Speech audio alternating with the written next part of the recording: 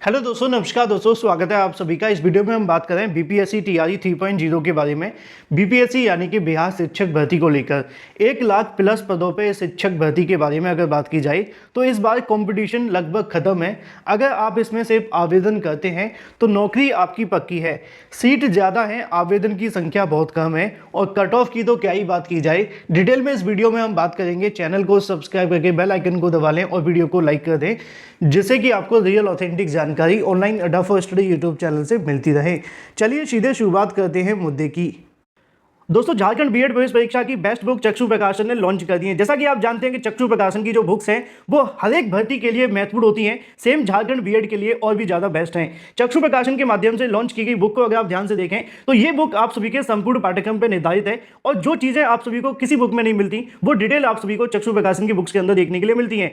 ये study guide आप सभी के लिए आती है सामान्य हिंदी शिक्षक अभियोग्यता, इसके अलावा जनरल इंग्लिश और तार्किक योग्यता के साथ में 2000 से ज़्यादा महत्वपूर्ण क्वेश्चन और 3 सॉल्व पेपर भी आपको देखने के लिए मिलते हैं, जैसा कि आप लोग अपनी स्क्रीन पर देख सकते हैं। इस बुक में आप सभी को मोस्ट एक्सपेक्टेड क्वेश्चंस के साथ में उन क्वेश्चन की सही और सटीक उत्तरमाला, साथ ही व्याख्यात्मक हल के देखने के लिए मिलती है। इस बुक को आप Amazon या फ्लिपकार्ट से परचेस कर सकते हैं या फिर अपने नजदीकी स्टोर से। अपनी बेस्ट प्रिपरेशन करने के लिए आज ही परचेस करें चक्षु प्रकाशन की बीएड प्रवेश परीक्षा की बेस्ट बुक। लिंक वीडियो की डिस्क्रिप्शन में है। चलिए वापस आते हैं मुद्दे की तरफ। मुद्दा है बीपीएससी टीआरई 3.0 के बारे में। दोस्तों, जैसा कि आप सभी को बताया गया था कि इस बार भी बम्पर पदों पे आपको भर्ती देखने के लिए मिलेगी बीपीएससी टीआरई 3.0 के अंदर, और हुआ भी कुछ ऐसा। एक बार फिर से 1 लाख से ज़्यादा पदों पर शिक्षक भर्ती को लेकर विज्ञापन जारी कर दिया गया है और इसके बारे में जानकारी बिहार लोक सेवा आयोग के माध्यम से भी प्रेषित कर दी गई है। अब 1 लाख पदों पे अगर बात की जाए कंपटीशन के बारे में तो निश्चित तौर पे इसमें बहुत ज़्यादा गिरावट देखने के लिए मिली है।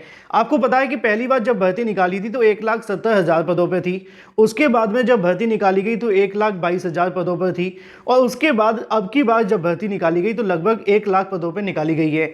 लेकिन जैसे जैसे कहीं ना कहीं यहाँ पे भर्तियाँ निकलती जा रही हैं वैसे वैसे सीटें भी कम होती जा रही हैं और कॉम्पिटिशन भी कम होता जा रहा है। क्योंकि जब पहली बार 1,70,000 पदों पर वैकेंसी निकाली गई थी उस समय पे कंपटीशन बहुत ज़्यादा था और उसमें जब 1,70,000 सीटें भर जाती हैं, यानी कि उसमें थोड़ी सी खाली भी चली गई थी, ऐसा नहीं था सारी भर गई थी। लेकिन अगर यहाँ पे 1 लाख अभ्यर्थियों को नौकरी मिल गई थी तो वो 1 लाख अभ्यर्थी इसके अंदर आवेदन नहीं करेंगे। अब उसके बाद में जब 1 लाख वैकेंसी फिर से निकाली गई तो लगभग 1 लाख को फिर नौकरी मिल गई, यानी कि 1 लाख इसमें से कम हुए, 1 लाख इसमें से कम हुए, तो कुल मिलाकर के देखा जाए तो लगभग 2 लाख अभ्यर्थी तो सीधे तौर पर बाहर हो गए जिनको नौकरी मिल चुकी है। अब वो दोबारा तो इसमें आवेदन करेंगे नहीं, जिसकी वजह से कट ऑफ में निश्चित तौर पे एक बड़ी गिरावट आपको देखने के लिए मिलेगी। क्योंकि जो 2 लाख अभ्यर्थी इन भर्तियों में सम्मिलित होने वाले थे उनको तो नौकरियां पहले ही मिल चुकी हैं बीपीएससी टीआरई 1 और टीआरई 2 के अंदर।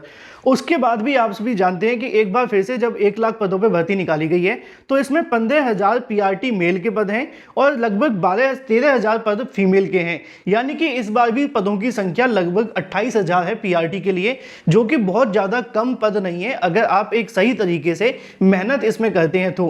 क्योंकि इस बार की वैकेंसी कुछ ऐसी वैकेंसी होगी जिसमें कंपटीशन का जो लेवल होगा बहुत ज़्यादा होगा। अभी तक बीटेट पास हुआ, मतलब बीटेट दोबारा हुआ नहीं है, तो बीटेट पास करने वाले अभ्यर्थियों की संख्या ज़्यादा बढ़ी नहीं है। सीटेट को लेकर बहुत सारे अभ्यर्थी आवेदन करते तो हैं लेकिन उसमें पास होने वाले अभ्यर्थियों की संख्या कम होती है।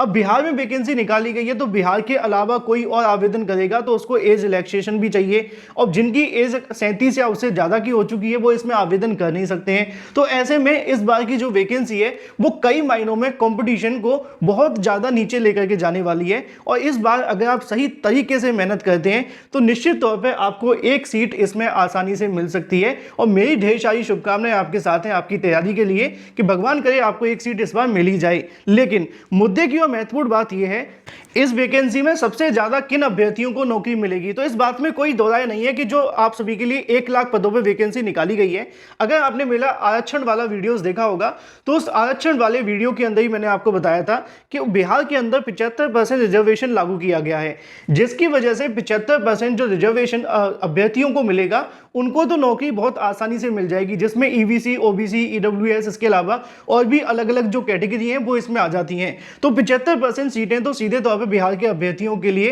रिजर्व है ही हैं। लेकिन इसके अलावा और भी बहुत सारी चीज़ें जो कि आपको समझ लेनी है। अभी जो 25% सीटें आपको बचती है ना, ये जो 25% सीटें आपके लिए बचती हैं उनमें भी आप जानते हैं कि फीमेल की सीटें अलग हैं और मेल की सीटें अलग हैं। जैसे कि आप यहाँ पे देख लो, अगर बात की जाए 15,000 पदों पे मेल की सीटें हैं और फीमेल की सीटें लगभग 13,000 हैं, तो आप देखेंगे कि 28,000 सीटों में से लगभग 13,000 सीटें फीमेल को दे दी गई हैं, जिसका आप अगर 50% निकालें तो 14,000 बनता है। तो थोड़ा सा आप और कम जाएंगे तो 13,000 सीटें तो फीमेल को मिली है ना।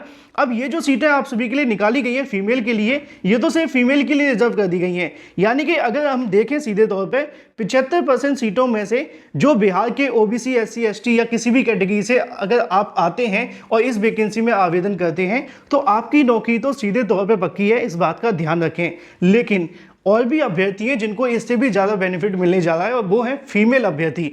अगर वो फीमेल हैं, चाहे वो सामान्य वर्ग से हैं, तो उनके लिए तो और भी ज़्यादा खुशखबरी है कि अगर आप थोड़ी सी और मेहनत करें तो फीमेल की सीट पे तो सिर्फ फीमेल अभ्यर्थी ही चयनित होगी, इसलिए उनके लिए जो चांसेस हैं वो और ज़्यादा हाई हो जाते हैं।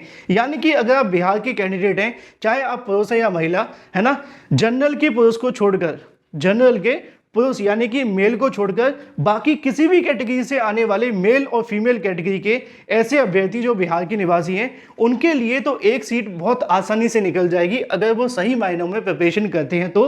क्योंकि इस बार जो कंपटीशन का लेवल है बहुत ज़्यादा कम है और इस बार लग नहीं रहा कि पिछली बार के मुकाबले आवेदन देखने के लिए मिलेंगे। ज़्यादा से ज़्यादा 3 या 4 लाख आवेदन हो जाए तो बहुत बड़ी बात होगी। तो ये तो बात हो जाती है उन अभ्यर्थियों के बारे में जो कि 75% में आते हैं, साथ में 12% सीटें फीमेल की लेकर के लगभग 87% सीटें आप सभी के पास हैं जो बिहार के कैंडिडेट हैं। इसके अलावा अगर आप एक्स सर्विसमैन, भूतपूर्व सैनिक और भी बहुत सारी बातें होती हैं, अगर आप उन रिजर्वेशन में से आते हैं तो वो भी इसमें जुड़ जाता है। यानी कि लगभग 90% सीटें बिहार के अभ्यर्थियों के लिए आरक्षित हैं। अगर वो थोड़ा सा सही गाइडेंस को फॉलो करते हुए प्रिपरेशन करते हैं तो एक नौकरी उनको आसानी से मिल जाएगी। अब बची हुई जो 10% सीटें हैं जो कि आपके लिए मेल की हैं, मेल की अनरिजर्व की सीटें, उन्हीं पे सबसे बड़ा कंपटीशन है और थोड़ा सा कंपटीशन इसमें ज़्यादा ही रहेगा हमेशा। क्यों?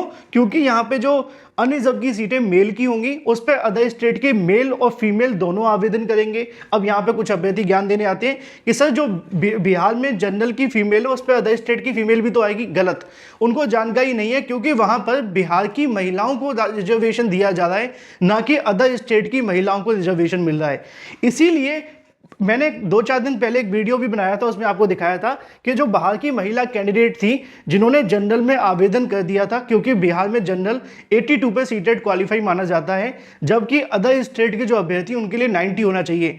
और वो अभ्यर्थी मिसगाइड होकर के इस बात को समझ करके आवेदन कर देते हैं कि चलो बिहार में जनरल के लिए लिखा हुआ है, महिला के लिए 82, तो हम भी पास माने जाएंगे। लेकिन उनको ये कहते हुए बाहर कर दिया कि आप अदर स्टेट से आपके पास 90 होना चाहिए।